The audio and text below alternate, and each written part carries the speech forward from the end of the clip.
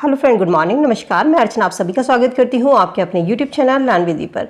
Session start करेंगे और आज की इस वीडियो में हम भारतीय कला और संस्कृति से इंपॉर्टेंट टॉपिक मूर्ति कला को डिस्कस करेंगे। कल हमने भारतीय कला संस्कृति के लोक नृत्य डिस्कस किए थे। चलिए आज की सेशन में मूर्ति कला को इम्पोर्टेंट टॉपिक है आपके सुपर टेट में, और इसके अलावा किसी भी कॉम्पिटेटिव एग्जाम की अगर आप तैयारी कर रहे हैं तो वहाँ पर भी ये टॉपिक आपसे एग्जाम में पूछा जाता है और इस टॉपिक से 1 या 2 नंबर के क्वेश्चन जरूर बनते हैं। तो सेशन को स्टार्ट करते हैं। कॉपी पेन उठा लीजिए, साथ साथ नोट करते चलिए, सेल्फ नोट्स अपने बनाते चलिए। ठीक है। मूर्ति कला की शुरुआत जब से हुई थी उसे आधुनिक भारत की ओर उसे लेकर चलेंगे। मूर्ति कला, भारतीय मूर्ति कला की परंपरा कब से चली आ रही है? सिंधु घाटी की सभ्यता से फैली है। सिंधु घाटी की सभ्यता में मिट्टी, पत्थर, धातु तीनों प्रकार की मूर्तियां बनाई जाती थी। धातु में तांबा और कांसे का यूज होता था। ये इंपॉर्टेंट पॉइंट है कि मूर्ति कला की शुरुआत कहाँ से हुई थी? सिंधु घाटी की सभ्यता से हुई थी। और किसके मूर्ति बनाई जाती थी? मिट्टी, पत्थर और धातु तीनों की। और धातु में किस चीज़ का यूज होता था? तांबे का और कांसे का इसमें यूज होता था।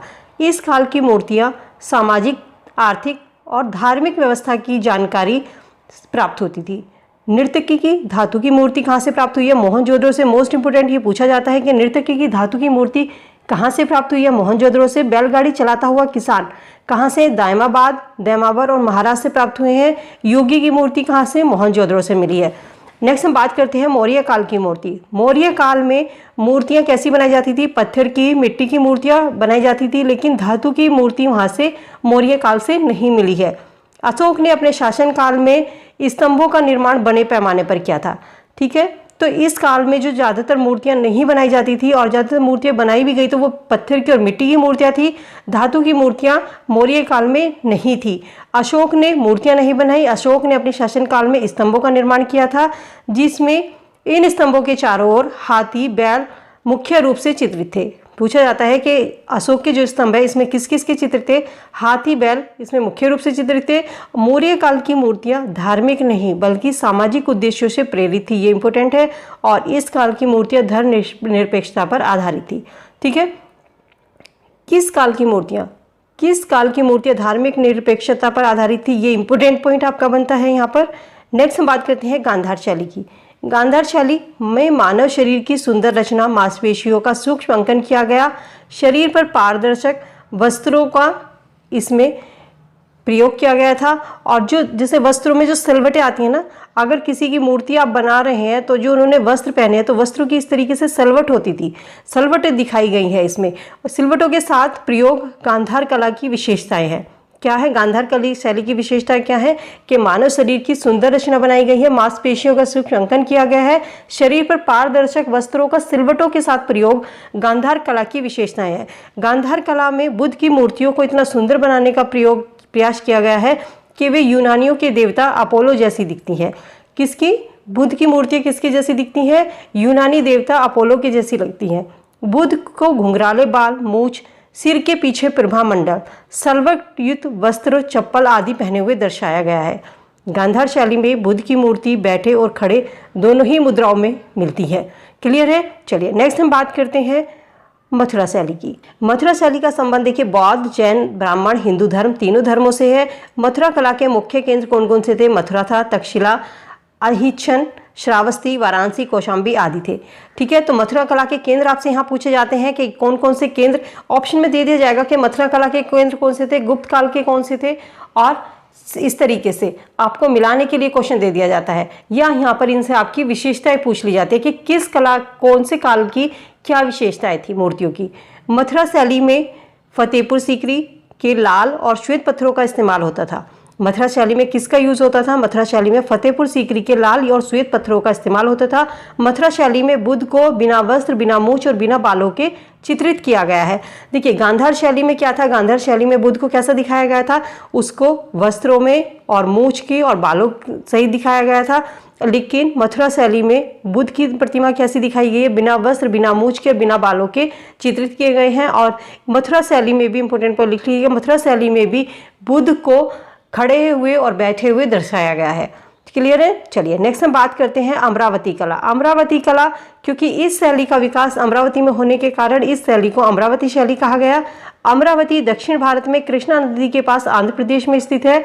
ये मूर्तियां प्रस्तर यानी कि पत्थर की ज़्यादातर बनाई गई है। तो इस काल की मूर्तियां किसकी सबसे ज़्यादा बनाई गई हैं? पत्थर की बनाई गई हैं। एक मूर्ति में बुद्ध के चचेरे भाई देवदत्त द्वारा उस पर छोड़े गए पागल हाथी का नाम क्या था? यहाँ पर आपको याद रखना है, नीलगिरी को शांत करते हुए दर्शाया गया है। और बुद्ध के चचेरे भाई का नाम भी आपसे एग्जाम में पूछा जाता है, तो यहाँ पर आपको नाम इंपोर्टेंट है और पागल हाथी का नाम भी आपके लिए इंपोर्टेंट बनता है। क्या है? चचेरे भाई का नाम देवदत्त है और जो पागल हाथी उन पर छोड़ा गया था उसका नाम क्या है? नीलगिरी है। तो पूछा जाएगा कि किस कला में बुद्ध को पागल हाथी को शांत करते हुए दर्शाया गया? अमरावती कला में आपको याद रखना है। सातवाहन काल में इस शैली का आगमन हुआ था। किस शैली काल में इस शैली का आगमन हुआ? सातवाहन काल में अमरावती शैली का आगमन हुआ। 4 स्त्रियों को बुद्ध के चरणों को पूजते हुए दिखाया गया है। ठीक है, अमरावती शैली में क्या दिखाया गया है कि बुद्ध के चरणों को 4 स्त्रियां छू रही हैं और राहुल अपने पिता बुद्ध के सामने प्रस्तुत होते हुए इस कला में दर्शाया गया है। क्लियर है? चलिए नेक्स्ट हम बात करते हैं गुप्तकालीन मूर्ति कला। गुप्तकालीन मूर्ति कला में बौद्ध, जैन, हिंदू तीनों धर्मों की मूर्तियां मिलती हैं। गैर धार्मिक विषयों की भी मूर्ति यहाँ पर मिलती हैं। सारनाथ, मथुरा, पाटलिपुत्र गुप्तकालीन यहाँ पर मूर्ति कला के मुख्य केंद्र थे। मोस्ट इंपोर्टेंट ये आपका पॉइंट बनता है यहाँ पर कि पूछा जाता है कि गुप्तकालीन मूर्ति कला में मूर्ति कला के केंद्र कौन कौन से थे? तो सारनाथ, मथुरा, पाटलिपुत्र गुप्तकालीन मूर्ति कला के केंद्र थे। गुप्त काल में जैन धर्म पर हिंदू प्रभाव बढ़ रहा था, इसीलिए जैन तीर्थंकर के साथ साथ इंद्र और सूर्य आदि की मूर्तियां भी बनने लगी। सूर्य और इंद्र की मूर्तियां किसके काल में बनी? गुप्तकालीन काल में बनी। इंपॉर्टेंट पॉइंट है कि इस काल में सर्वाधिक मूर्तियां किसकी थी? ब्राह्मण और हिंदू धर्म से संबंधित थी। तो गुप्त काल में क्या हुआ था? गुप्त काल में सबसे अधिक प्रभाव किसका रहा? गुप्त काल में सबसे अधिक प्रभाव हिंदू धर्म का रहा। गुप्त काल में दशावतार की मान्यता आई। ठीक है, अलोरा, खजुराहो, देवगढ़ आदि जगहों पर विष्णु के 10 अवतारों का मूर्त रूप दर्शाया गया। विष्णु के 10 अवतारों का रूप कहाँ पर दर्शाया गया? गुप्त काल में दर्शाया गया। गुप्त काल में दशावतार की मान्यता हुई। सबसे ज्यादा हिंदू ब्राह्मण से संबंधित मूर्तियां बनी थी। किस काल में बनी थी? गुप्त काल में बनी थी। इंद्र और सूर्य आदि की मूर्तियां किस काल में बनी? गुप्त काल में बनी थी। ये क्लियर है पॉइंट? चलिए नेक्स्ट हम बात करते हैं बामियान घाटी। देखिए बामियान घाटी इंपोर्टेंट होती है। यहाँ पर अफगानिस्तान का सिल्क रूट पर पहाड़ को काट करके बुद्ध की 2 भव्य प्रतिमाएं 6ठी और 7वीं शताब्दी में बनाई गई। अगर आपसे क्वेश्चन पूछ लिया जाए कि सिल्क रूट पर पहाड़ को काट करके बुद्ध की जो 2 प्रतिमाएं बनाई गई थी कौन सी सदी में बनाई गई थी? 6ठी और 7वीं शताब्दी में बनाई गई थी, जो गांधार कला का शीर्षस्थ नमूना था। यह पूछ सकता है जो 6ठी और 7वीं शताब्दी में बुद्ध की 2 भव्य प्रतिमा बनाई गई थी वो किस पहाड़ को काट करके बनाई गई थी? सिल्क रूट पहाड़ को काटकर बनाई गई थी। ये कहाँ पर है? बामियान घाटी में है। तो इस तरीके की चीजें आपको यहाँ पर याद रखनी है। ये इंपॉर्टेंट पॉइंट आपके बनते हैं। यहाँ पर जितना भी आपका कला से संबंधित है सभी को नोट्स करते चलिए। ठीक है कि एग्जाम में क्वेश्चन कहीं से भी पूछ सकता है और आपका एक भी क्वेश्चन हम चाहते हैं कि छूटना नहीं चाहिए। नेक्स्ट हम बात करते हैं राष्ट्रकूट कालीन मूर्ति कला। महाराष्ट्र के अलोरा, एलिफेंटा, कन्हारी में मूर्ति शिल्प कला की मूर्ति बनाई गई। अलोरा में शिव, विष्णु, सूर्य की मूर्ति के उदाहरण मिलते हैं। अलोरा गुफा में किसकी मूर्ति के उदाहरण मिलते हैं देखने को? शिव के, विष्णु के और सूर्य की मूर्ति के उदाहरण मिलते हैं। कन्हेरी कहाँ पर है? महाराष्ट्र में है। यहाँ पर किसकी मूर्ति के उदाहरण मिलते हैं? बौद्ध शिल्प के मूर्तियों के उदाहरण मिलते हैं। इन मूर्तियों में सजीवता नहीं दिखती है, ये इंपोर्टेंट पॉइंट बनता है। किस काल की मूर्तियों में सजीवता नहीं दिखती है? राष्ट्रकूटकालीन मूर्ति कला की मूर्तियों में सजीवता नहीं दिखती है। ये मूर्तियां चट्टानों को काटकर बनाई गई थी। इन मूर्तियों में वस्त्र कम और आभूषण अधिक थे। एलोरा की सभी गुफाओं के बाहर द्वारपाल के रूप में गंगा और यमुना की मूर्तियां बनाई गई। किस काल में द्वारपाल पर गंगा और यमुना की मूर्ति बनाई गई थी? तो राष्ट्रकूटकालीन काल में बनाई गई थी। नेक्स्ट आता है बुंदेलखंड खजुराहो की मूर्ति कला। इसमें मंदिर की दीवारों पर, गर्भगृह में, शिखर आदि पर मूर्तियां बनाई गई। ये इसका इंपॉर्टेंट पॉइंट यहाँ पर बनता है। सल्तकालीन मूर्ति कला। देखिए अब हम मुगल कालीन दिल्ली सल्तनत में आ गए। तो इस काल में मूर्ति कला को राजकीय प्रशंसा न मिलने के कारण यहाँ पर क्या हुआ? मूर्ति कला का ह्रास हो गया। स्थानीय व क्षेत्र स्तरों पर जगन्नाथपुरी, विजयनगर, कोडाक और तंजौर की मूर्तियों का निर्माण किसके काल में? सल्तनत काल में हुआ था। मुगल कालीन मूर्ति कला में क्या हुआ? मुगल कालीन में हाथी दांत के कलात्मक मूर्तियां बनाने की नई कला विकसित हुई। हाथी दांत से कलात्मक मूर्तियां किसके काल में बनाई गई थी? मुगल काल में बनाई गई थी।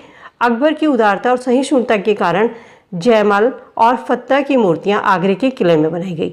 जयमल और फत्तह की मूर्तियां कहाँ पर बनाई गई थी? आगरे के किले में बनाई गई थी। किसके कारण? अकबर की सहिष्णुता के कारण बनाई गई थी। मोस्ट इंपोर्टेंट पॉइंट यहाँ पर आता है, ये नाम आपको याद रखना है, देवी प्रसाद राय चौधरी। किससे संबंधित है? मूर्तिकला से संबंधित है। क्वेश्चन पूछा जा सकता है कि देवी प्रसाद राय चौधरी किससे संबंधित है? मूर्ति कलाकार थे जिन्होंने कांस्य माध्यम में काम किया। बिहार के पटना शहीद स्मारक किसने बनाया था? देवी प्रसाद राय चौधरी के द्वारा ही बनाया गया था। राम किंकर बेंच भी मूर्तिकला से संबंधित है और इन्होंने मूर्तिकला के नए आयाम जोड़े और भारतीय मूर्तिकला को सुदृढ़ आधार प्रदान किया। तो ये दोनों नाम यहाँ पर आपके इंपोर्टेंट होते हैं क्योंकि नाम आपसे पूछा जा सकता है किससे संबंधित है। देवी राय प्रसाद राय चौधरी और राम किंकर बेंच, ये दो नाम आपको याद रखने हैं। देवी राय प्रसाद चौधरी जिन्होंने बिहार के पटना शहीद स्मारक किसने? चौधरी ने बनाया था। और राम किंकर बेंच ने मूर्तिकला के नए आयाम जोड़े और भारतीय मूर्तिकला को सुदृढ़ आधार प्रदान किया। जयपुर राजस्थान जयपुर कहाँ पर है? राजस्थान में है, जो कि मूर्तिकला का प्रमुख केंद्र है। आधुनिक भारत में धातु कला का प्रमुख केंद्र मद्रास, तिरुचिरापल्ली, तंजौर, मुंबई, भुज, वाराणसी है।